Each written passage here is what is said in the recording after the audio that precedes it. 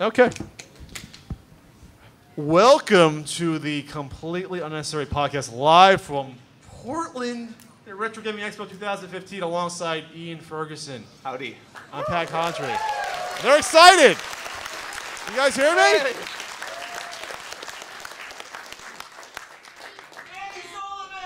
We have an action-packed 45 minutes because we don't need a whole hour. And we're going to talk about a few things today. But first, we got a bunch of dum-dum pops that I'm going to throw out. Remember dum-dums? Yeah. These might take your eye out, so you have to sign a waiver. You have no liability. Throw some of these things out. I'm going to just wing some of these down at you there. We love dum-dum. I'm trying to hit the camera over there. Oh, that was... If you get the mystery flavor, you win a prize. No, you don't. We have no prizes. This is as far as we got. I feel like one of those, people throwing out T-shirts. There you go. We got a few more. Hit the Cubs fans. We're bribing you with sugar. You say hit the Cubs fans? Side the front. Yeah.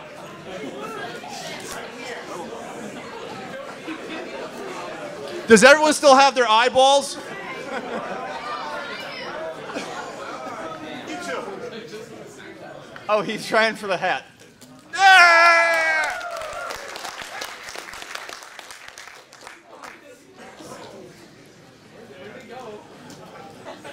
Couple more heads up.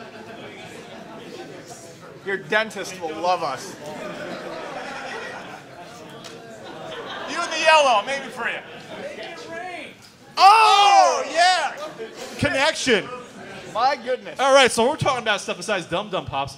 We're talking about the 30th anniversary of the NES is tomorrow, guys, in the U.S. Do you believe that?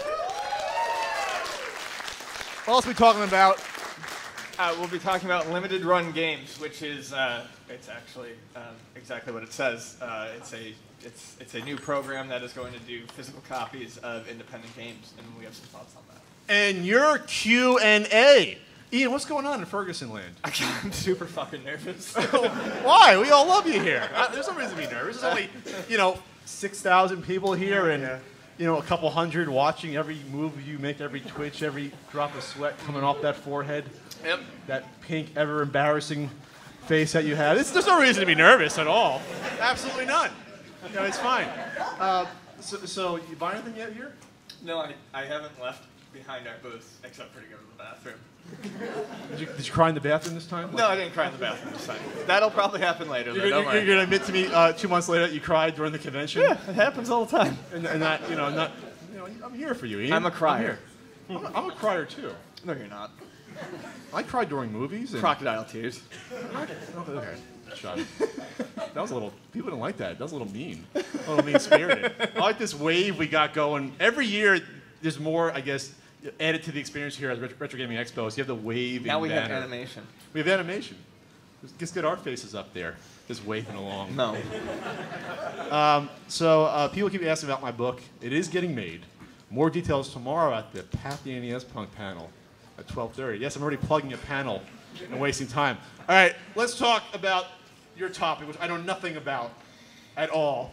But it's this hardcore gaming. Ready. Okay. I'm really prepared. So there is the exact name is, I believe, Limited Run Games. And it's actually exactly what it says. And they are doing limited runs of games right now for Vita and PS4. And these are essentially independent games that normally wouldn't get a physical release. Sure. Each one that they do is being numbered like a comic book. And so, the first one is... Serial is for each one or for each run of different games? Each game has a different number. So the first game, they're all number one. Then 2, then 3, then 4. Even on different systems? Yes. Yeah. Their entire line is going to be numbered in sequential order. Okay, it's interesting. I think it's interesting because people like physical copies. I think everyone in this room probably does. If you're at a retro gaming exposition, you're probably into cartridges and CDs and having the real deal. I think this is great for people who want physical copies and they don't want to change over to digital. What kind of scares me about it, though, is the way they market it with the numbers and they're called limited run games. I always get nervous when things like that pop up because I feel like they might be preying on a impulsive collector community sort of That would never happen. idea. There would be no one ever try to come out with a shoddy product to prey on the collector community. No, that wouldn't happen. Not at all. But That's not. That's So, but that, Thinly built. that begs a question about then, are they producing these first and foremost for to have quality games, or because, you know, first and foremost, that's what you should care about. Is the game good? Not this is a limited run of a new game. That's so weird because they can always make more of any new product, which I always say. Like, that's sort of a fallacy when it Yes. comes to the new collectability of new stuff. Doesn't make any sense. Most stuff is collectible because most of it's thrown out. There's not a lot left. or it's just, yeah, it's not production. Yeah. So that's kind of the double thing. It's like, okay, it's nice to get physical copies, but is it going to be quality? And is it really just to make a buck on the the growing collector market? People see limited and they want it regardless of what it is. So the system you said Vita. I believe right now they're just doing Vita and PS4. Do you think that can sustain itself just for, at least for Vita? Is there still a huge market for, a big market enough for a Vita, for limited run games? I guess it depends on how limited the run is. This is where I really need my MacBook to look up what these games are. That would be fantastic. They only announced one, and I don't remember the names because I suck. But yeah, it's just, I don't know. I mean, the reason why they're doing it with Vita and PS4 though is because Sony is very good about letting you do very small print runs. So they're very friendly to indies. Retro City Rampage got a notoriously small print run, and now that's worth quite a bit of money. So because Sony lets independent developers and publishers do this, that's why they chose those two platforms. So full retail packaging, Yes. full game. Are the games bug free? They are, yeah, they're guaranteed bug-free. Guaranteed? They were simply told to be bug-free. No, but- they complied. But in all seriousness, this is sort of the route. If you still want cartridges or physical media, this could be the future. Like 5 years down the line, 10 years down the line, as long as there's still like a CD-ROM drive or optical media drive, that you can have these companies, if companies like Sony will allow it, to put out physical media of Yes. games. So in that respect, it might never go away. You know, so say Shovel Knight 4 comes out in, I don't know, 2030, we'll just say. And by then, hopefully there's the PS6 that has an optical drive. I think you're putting a lot of faith in the console market. I am. The whole point is this, that even if you want to get a physical version of that, maybe the company decides, hey, it won't cost us that much money to print out they won't be Blu-rays anymore, they'll be holographic cubes. Yes. And it'll cost them $1.50 each. And you eat them. You eat them? You implant them in your brain? Like what was that movie about the millennium where like you had the implant experience, Virtuosity or something? Don't know. Does anyone remember that movie at all? Strange Days. I was gonna say End of Days, but that was Arnold Schwarzenegger. That was not it. Strange Days. Anyway, the whole point is that this is great because if a company wants to do it, it won't be a huge cost to them to put out optical media in comparison to a heavy cartridge. And if people want to buy it, they'll buy it in a small run. Everyone wins. That's where we're moving towards probably 10, 20 years from now, most likely. Do you think the PS6 will be in an Atari 5200 casing? They'll find the tooling for it? Yeah. I don't know. It might be cleared. So we'll talk about, I'm so excited. We're on the cusp of the NES turning 30 years old in the U.S. It's like, should we bake a cake for that? What should we do? Should we invite him out to Chuck E. Cheese, with all his friends? I think at 30, the Nintendo would rather just take it easy. Maybe just have a quiet dinner with some friends and not really party. I mean... Or maybe have that weird conversation with their parents about, well, you're not really doing much for your life yet. You're not young anymore. Not that this happened to me. But it's strange that, first of all, that it's 30 years because these are the consoles we grew up with. But to see sort of the impact, we're at a Retro Gaming Expo, and you can make a pretty good argument that without the NES, we wouldn't be here. There wouldn't be not just the Retro Gaming Expo, but we wouldn't care about consoles, at least here, as much. People always say, well, if Nintendo didn't succeed, something else would have came along. Not necessarily to that extent. Right, and that's exactly it. Nintendo kickstarted everything by getting their system into stores at a time when no one wanted to carry it. Carry anything video game related. If Nintendo hadn't kind of pulled that double switch with Rob and reignited people's interest in games, yes, video games wouldn't have gone anywhere. We still would have had computer games, but would we have had something that would have had the same impact as Super Mario, packed in, I mean not immediately, but packed in with an NES that, I mean, had people running out to stores to get them? I think it's important that you had sort of leader in the gaming world at that time when, again, after the video game crash of 83, 84, it was splintered and there was no faith. So if you looked at it, okay, let's just say the NES even was a minor success like the Master System. You had the Master System, you had Atari trying to still push out the 7800 in the late 80s. The Intellivision was hanging on for dear life until like 87, 88. People forget that. Yep. So imagine that market without a leader. Yeah, imagine the Nintendo's not there and all you have is the Master System. And I like the Master System, but is that really going to push it into mainstream, or is it just going to keep it as a hobbyist sort of thing? And I think it wouldn't ever leave the basement, essentially. You understand, like, the cultural sort of touchstone that Nintendo sort of captured when you had all of a sudden, I mean, it happened in the early 80s, but then you had nothing in the mid 80s. And then all of a sudden you have Mario on, T-shirts, you have a TV show. Cereal, merchandising, and merchandising. And I think you needed that to ignite a whole new generation to video games. Yes. Exactly. Because not a lot of people computers were super expensive, right? Up until the probably 93-ish sort of year, computers were really expensive. It's not like they were like $2,000 in '85. That's like $4,000 now. That's not a computer in every home. No, that's like a computer in some people's homes, mostly older people. And if they had kids, sure, but it's not like when I had my computer, you were playing like games with graphics that were good enough to even decipher a Mario, or you know what I mean, or a character like Samus or Kid Icarus. You were playing XT games with awful CGA color. Everything was in pink and cyan. Yeah, and you had joysticks. There was no game pads on PCs until the late 80s, early 90s. The Gravis PC gamepad. That was until like 89, 90. So it was not set up to succeed until Nintendo sort of kicked the door in. And sort of, here we go again. Master System didn't have a good mascot. Alex Kidd, you would not have seen an Alex Kidd, TV show, even if there was no Nintendo. That was not going to happen.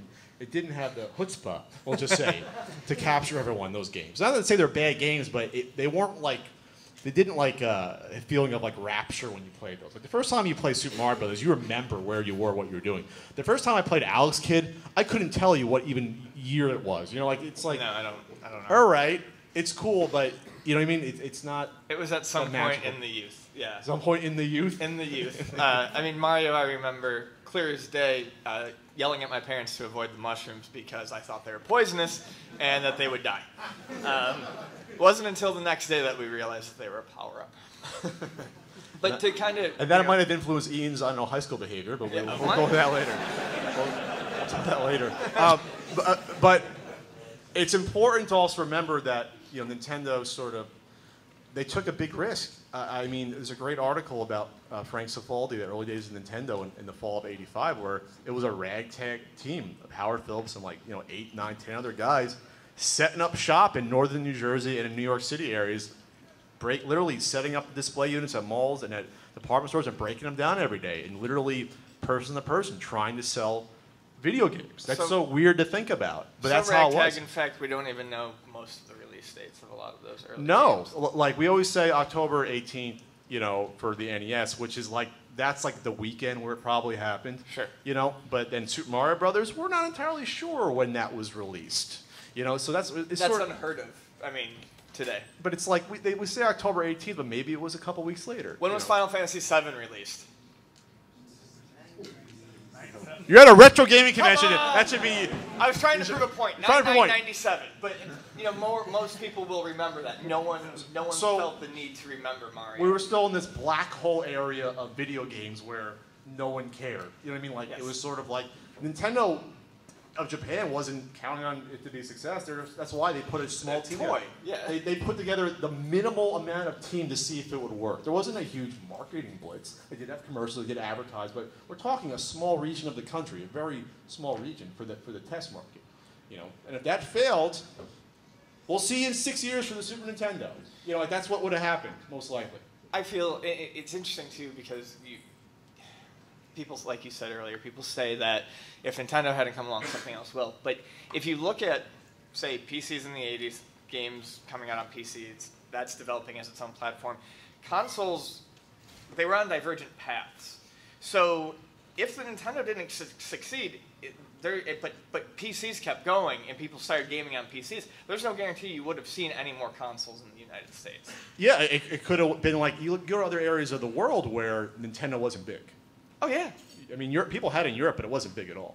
Right, and it was computers, and that could have happened here. It could have. Yeah. If the price came down, but you still be waiting until like maybe early 90s for it to start to kick up, then you get Doom in 93, you know, then it's like, oh, here we are. But imagine that you have 8 full years of video games sort of being not entirely on the back burner, but not having like a stalwart leader to push the culture of the, gaming forward. Right. And that's what you're looking at. That said, though, there's obviously the negative connotation of how Nintendo succeeded doing that, which was by strong-arming distributors in the U.S. Yes. and threatening game publishers and doing stuff that was deemed illegal, but we'll just glance past that for the third. That's like It's when a you're celebration of Nintendo. when you're a today. few We're years not- old, you could have wrote on the wall with crayons. We're not going to hold that against you totally. Who cares if there was a Nintendo lawsuit almost every year the NES was out, you know? And Nintendo was probably in the wrong for most of them. They lawsuits with Tengen, lawsuits with Galoob. Oh God, I forgot the Galoob stuff. Yeah. Yeah, they didn't want the Game Genie coming out. Nope. They're like, oh, our system's holy. You You're can't- ruining the purity You're of our ruining, yeah. So it wasn't all all positive, but they needed to get there because Sega wasn't investing any money really pushing the Master System. You know. No. And Atari was pissing the bed. I mean. No, yeah, Atari was they just were. like, They were hey, finished. Atari's like, yeah, we got this 7800. It's like 4 years old. Here you go. And we're like, this is awful. No. You've got Commando. We got- Have fun. Yeah. So I mean, other than that, though, it's so beloved that I would still argue that for a convention like this, if the NES wasn't big, I don't think retro gaming would have taken off the way it did. Or certainly not in hindsight. oh yeah. I mean, you go out to the floor here, and almost everyone has NES games for sale. All I have is NES games for sale. So there you have it. It's like that market share of whatever it was, 90% in the U.S. for gaming. It's insane. That'll never be repeated by any company. No. You're never going to have, especially with indie games now, the amount of people who have computers and mobile, 90% market share is almost like, that's why Nintendo and people would switch and be synonymous term of video games and Nintendo. You had old people say, let's you have Nintendo when you could have had a computer game or you could have had a Master System. And every video game they refer to as Nintendo. That's insane. Yeah, it became a generic trademark. Imagine for a while. if people are looking at your GameCube and saying, "Oh, you're playing PlayStation." Yeah. Just imagine that, and that's how important the NES's birthday is. Besides the most eclectic library of games of any console. That's another thing I love about the NES. There's a lot of not good games on the Nintendo, but a lot of those awful games were trying something new and different, and that's why they were awful. You saw a lot of experimentation on the Nintendo that was very influential to later generations of gaming. It was a console where people, just threw shit at the wall and saw, waited to see what stuck. Yeah, especially those unlicensed companies like Color Dreams. I mean, the games aren't the best quality, but at least the concepts are different. Raid 2020, now that's a different concept. I want to explain that is for most of the audience who fortunately have not played the game. So Raid 2020 is a game where you have to kill a drug dealer. And you start off on a dock fighting seagulls and really seedy-looking individuals. But eventually it takes you into space. So you end up You going... got a jetpack, right? You got a jetpack? Yeah, and you have to play a really horrible floaty level, and then you kill the Shadow or something. But not the radio, the Shadow, the evil crime lord. And you spend the entire game picking up, like, huge bricks of cocaine. And they give you extra lives. But you're the anti-drug agent. Are you a reseller of cocaine in the game? Is that what you're flipping no. the coke? I'm guessing you're taking it to a storage locker. Storage But locker? They don't explain this. Yeah, so it's just the personality of those games. Yeah. You would not see games that strange on the Super Nintendo. Wally Bear and the No Gang. Wally Bear in the No Game. I mean, this is why people find the Nintendo interesting. Chiller. All of this weird shit. There's even weird licensed games that are just like bizarre. Space Shuttle Project, which Space I Shuttle sold Project. today. You always bring up Color A Dinosaur. Yep. So bold in its simplicity. Yeah. The only game where it's exactly what the title is and that's it. No more, no less. It's even kind of misleading because you don't even really color it. It's just kind of a paint by numbers. I wish it was Paint a crayon. dinosaur by numbers? I just want a crayon there so you can put like mustaches on them, but no, it's just find the blank spot and hit fill. You want a mustache on your Stegosaurus wearing a Walkman? Is that what you want? Why the Walkman? Someone wearing Walkmans in the game. What? Have you played Color A Dinosaur? Yes. We played Color A Dinosaur. Yeah, I We colored have. A Dinosaur. I usually too. color the pterodactyl. Yeah, there's like radical ones like on a skateboard and one has a Walkman. You didn't know The that? pterodactyl's not real rad. I just Okay. like pterodactyls and triceratopses. The point before this segment goes into the earth is that the NES library is just awesome in the range of good to bad, in sort of ordinary sort of concepts, or oh, save the princess to save your girl shackled up whose clothes rot away after every level. That's meant a speech. That's the sort of diversity of gameplay we're talking about. And then they turned it into a Bible game. It turned into a Bible game. Sunday Fun Day. And we'll leave that for another time. So anything else going on the 30th anniversary of the NES? I mean, we have a new console being made, like to play NES games here. This isn't going away. NES games will be played 100 years from now. Maybe not in the cartridge form, But somehow or another. I think everyone tomorrow should go outside and fire their zapper in the air. Just fire it up. Yeah. Just light it up. Light up the sky with your zapper.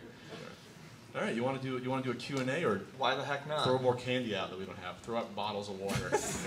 I'm so happy no one got hurt, because I'd be liable, I think. I didn't sign like a waiver for insurance or anything. So, any questions for Ian and I? We got about 25 minutes. Just go ahead and line up, maybe.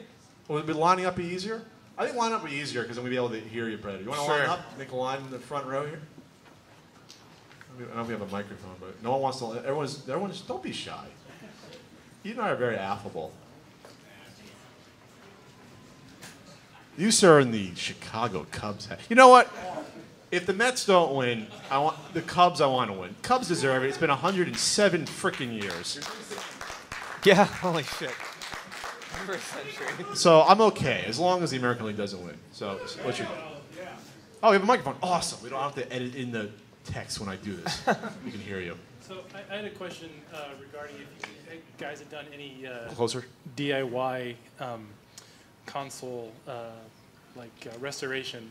Recently, I tried to make my own Retro Bright, and it didn't go so well. I tried to get rid of the yellow on my SNES. With the meringue. Oh, Yeah. I used like really concentrated hydrogen peroxide and OxyClean. And, Yep, that's what you're supposed to use, right? And there was one other like the. So what happened? You blew up your apartment? What happened? I don't know if it just got the mixture Not correct. right, but it came out really like washy. It wasn't clean. It was. You So- mean the color was It was washy? really like. I've never tried it. The question is about Retro Bright, which is a way to lighten like an old Commodore, yellow Commodore, What you're doing is plastic. you're reversing the chemical reaction that caused it to yellow. Yes. I have a buddy who did Retro Bright on all of his consoles, and it turned out beautifully. He had a yellowing PC Engine CD, and I mean it's bright white now. So, I mean I've never done it, and I mean I know the recipe for Retro Bright is it's not something I want to mess around with, but I know it works. It could just have been the mix you used, but I've never done it personally. Does it work on every plastic or only certain ones though? I mean, It's supposed to work on Super. I mean, at least everyone uses it for Nintendo, Super Nintendo. Like I said, he did it on PC Engine. Anything that discolors because of the flame retardant chemicals should, in theory, go back to white. And it's from with- ultraviolet rays, right? Yeah, you have to. That's what actually I was going to ask. The big Ultraviolet thing is you have to coat it and then you put it in. I set it out in the sun pretty much for the entire day and slipped it. They say sometimes if you're doing doing it with sunlight, you might need 48 hours. Okay. All right. Thanks. I'm too lazy to try. That's my answer. I'm too lazy to. I can't even solder. Yeah. Solder? Is that how you spell it? Solder. Solder. What was the first console you ever bought with your own money? I can answer that easy. It was no, I can't. It was either a Game Boy.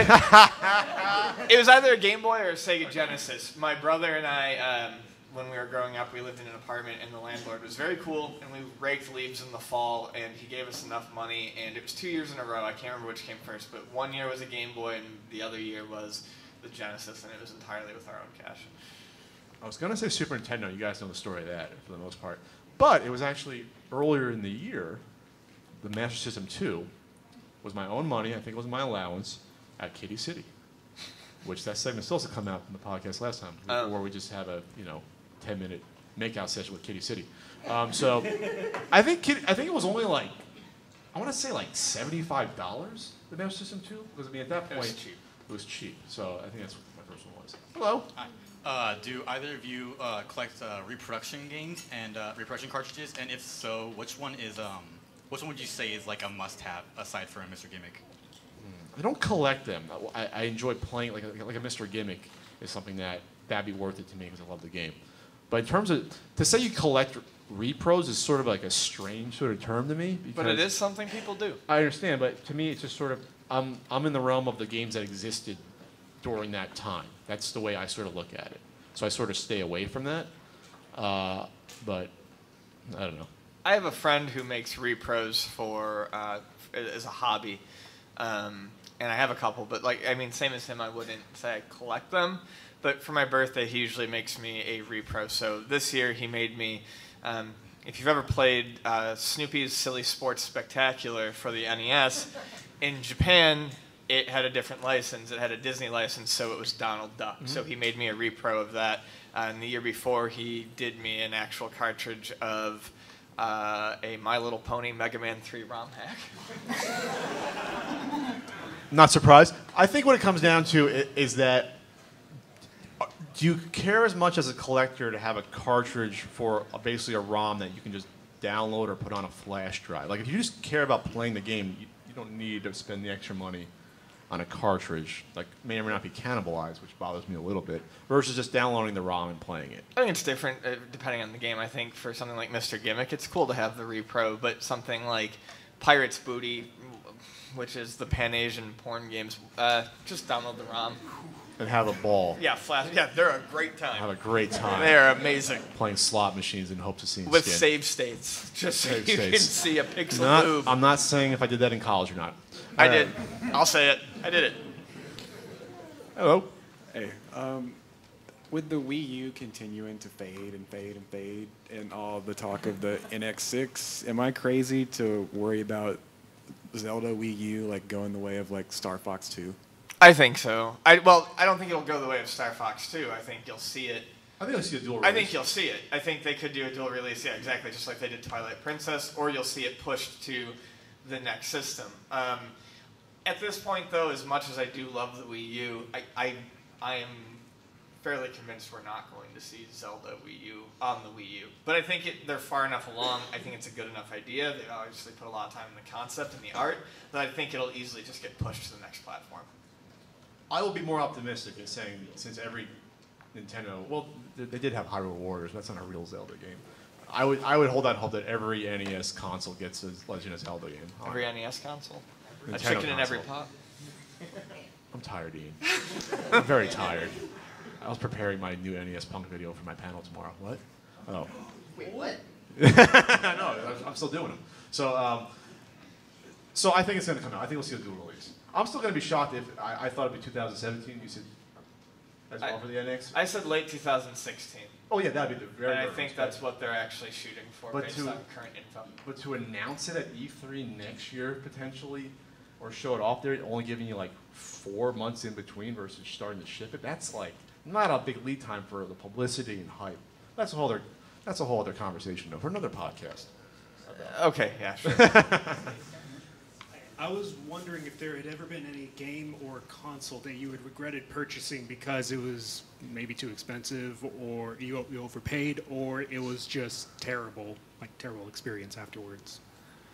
I spoke about Three Stooges in the past. I mean, I like the game.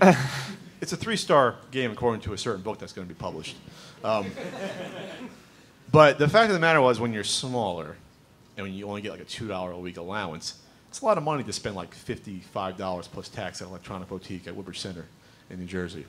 So it's like your whole life is flushed away when you have no money when you're like 10 years old. And you buy a shit game. It's a 3-star game. It's better than average. I think so. So it was just a feeling of emptiness.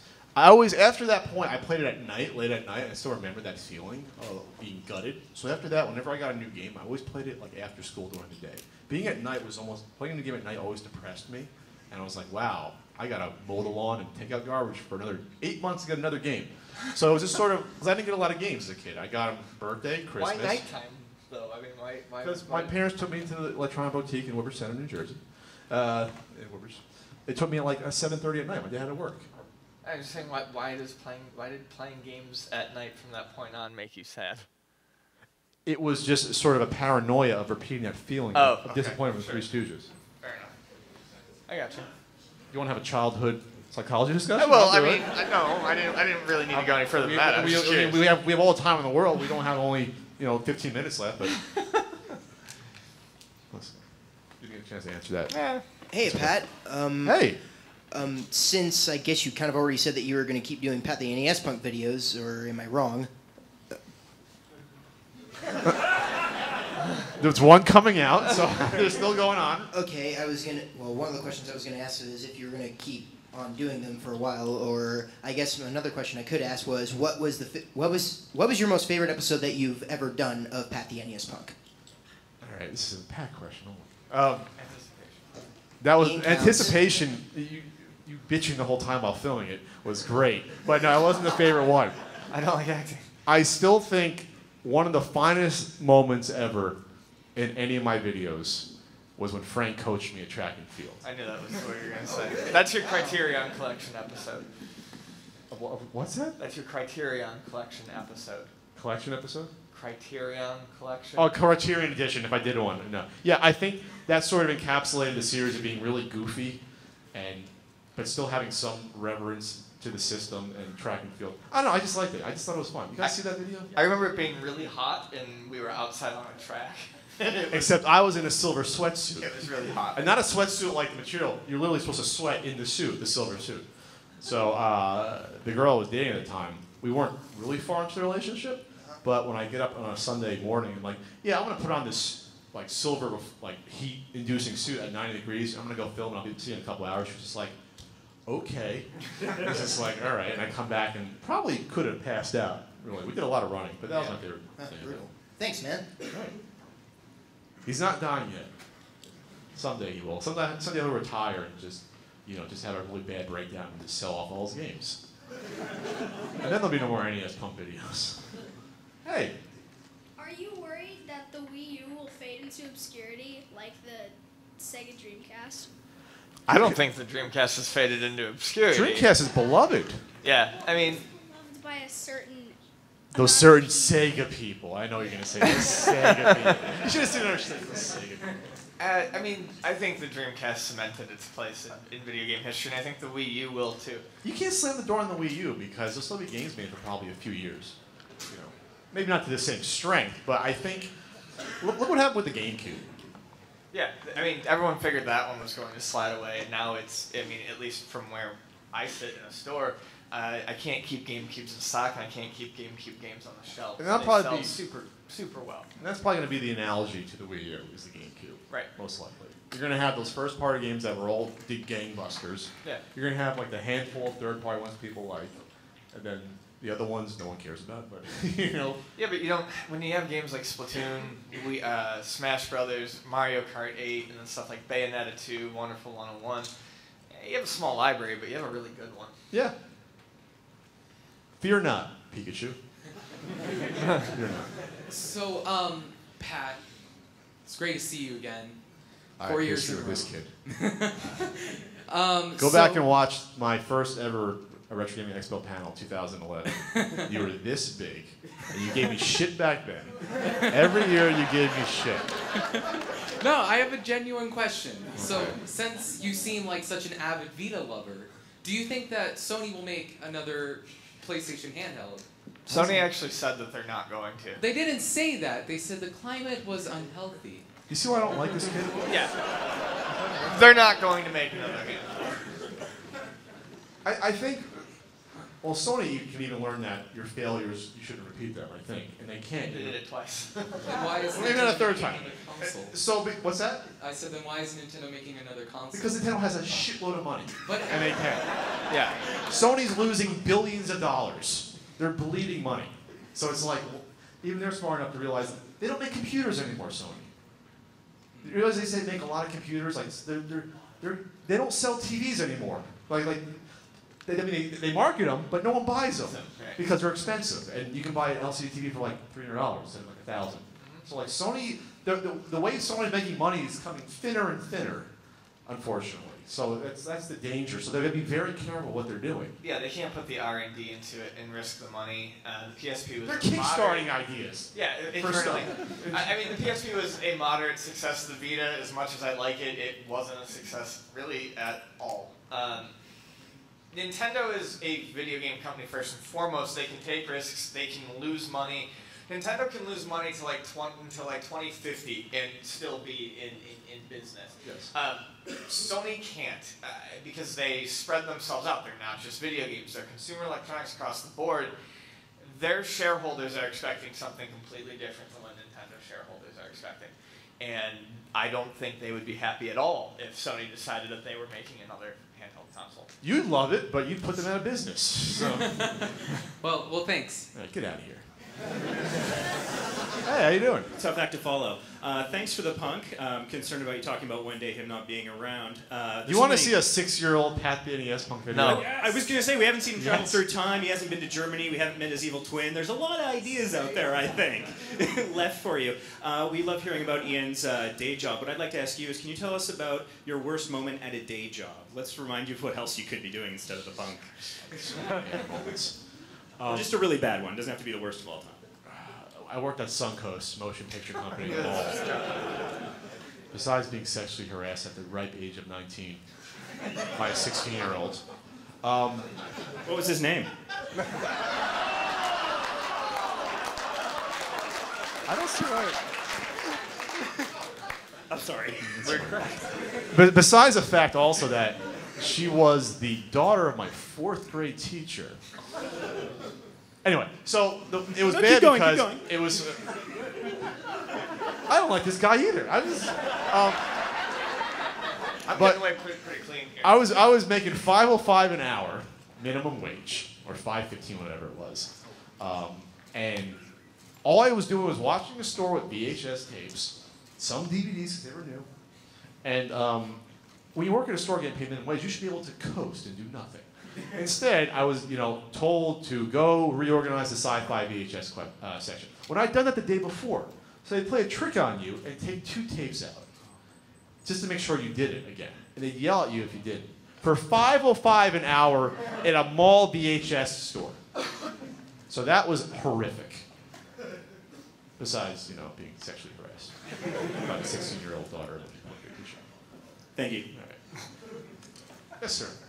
Other than the NWC card, what's the best part of your collection? The best part of waking up is M82 in my cup. M82's up there. I have a soft spot for the Magical Chase. Because it's just the feeling of Christmas with that game, because I put it in the video and I bought it around Christmas. What would you say is the best game in my collection, Ian? In your collection? Yeah. I don't know. He doesn't care. He hates me. I have no idea what the best thing in your collection is. We got to move on. We got to do quicker, but yeah, M82. Is that fair? That's fair. I think it's your neatest thing. My neatest thing. It's Nito Keen. Okay, possibly bring back some more repressed memories here, but do you guys have any weird stories about borrowing games from someone back in the day, or having someone borrow your games? I lost my first copy of Rampage to some neighborhood asshole. I never got it back. And I wanted to play a baseball game in return. I think that's how I got Bases Loaded too. Neither of those games were great, but I do remember being upset as a kid that that guy never gave it back to me before. Did you confront him? It was just... Was he a bully? No, he was just some shitty little kid. Want me to beat him up? Let's find him. What a bubble. Let's find that little punk. His name was Justin. I don't remember his last name. You get his last name. This is the age of internet shaming. We're going to shame him on Twitter. He's going to get back that Rampage cartridge.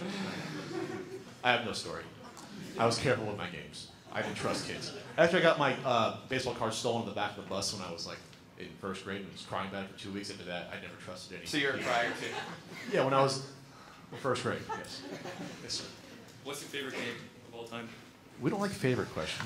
But yeah, this is one I can answer easily. It's DuckTales. It's always been DuckTales. It'll never not be DuckTales. That's my answer. It's so hard. I have favorites by genre. If you specified a genre, it would be easier. What's your favorite genre? When does this turn into bothered Pat panel? Next, please. What was your first game, Atari game you ever played? First Atari game I ever played. My cousins wouldn't let me play their Atari 2600. They claimed I broke their joystick when I was 3. I think they just were selfish and they don't want me playing it. But I remember them playing Adventure a lot.